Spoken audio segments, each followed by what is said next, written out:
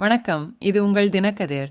சென்னையில் அண்ணா பல்கலைக்கழகம் முன்பு மறியல் செய்ய முயன்ற அதிமுக மாணவர் அணியைச் சேர்ந்த நூற்றுக்கணக்கானவர்களை போலீசார் கைது செய்தனர்.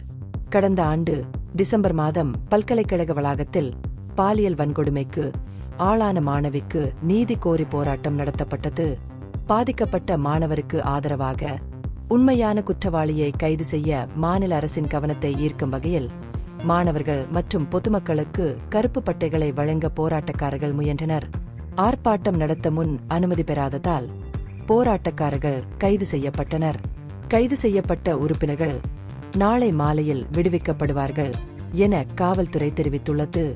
போராட்டக்காரர்களை தடுத்து நிறுத்தும் நடவடிக்கை காவல்துறையின் நடவடிக்கைக்கு கண்டனம் தெரிவித்த அதிமுகவினரிடையே விமர்சனத்தை ஏற்படுத்தியது.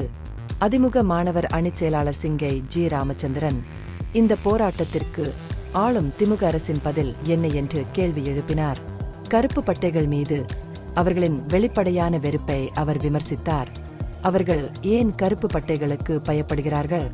கைது செய்யப்பட்டவர் குறிப்பிட்டதாக கூறப்படும் ஐயா யார் என்று ராமச்சந்திரன் போலீஸ் வாகனத்தில் ஏற்றிச் செல்வதற்கு முன்பு இவ்வாறு தெரிவித்தார். அதிமுக அதன் பொதுச் செயலர் தலைமையில் இந்த சம்பவம் குறித்து குரல் கொடுத்து 2024 டிசம்பரில் இருந்து மாநிலம் தழுவிய போராட்டங்களை ஏற்பாடு செய்துள்ளது. இந்த போராட்டங்கள் தாக்குதலுக்கு பின்னால் உள்ள உண்மையான குற்றவாளியை கைது செய்ய அரசுக்கு அழுத்தம் கொடுப்பதை நோக்கமாக கொண்டுள்ளன. இந்த வழக்கு தொடர்பாக ஏற்கனவே ஒருவர் கைது செய்யப்பட்டுள்ளதாக போலீசார் தெரிவித்துள்ளனர். இருப்பினும் விசாரணை முழுமையடையவில்லை என்றும் அதிகாரிகள் பொறுப்பேற்க வேண்டும் என்றும் அதிமுகவினர் தொடர்ந்து போராட்டங்களை நடத்தி வருகின்றனர்.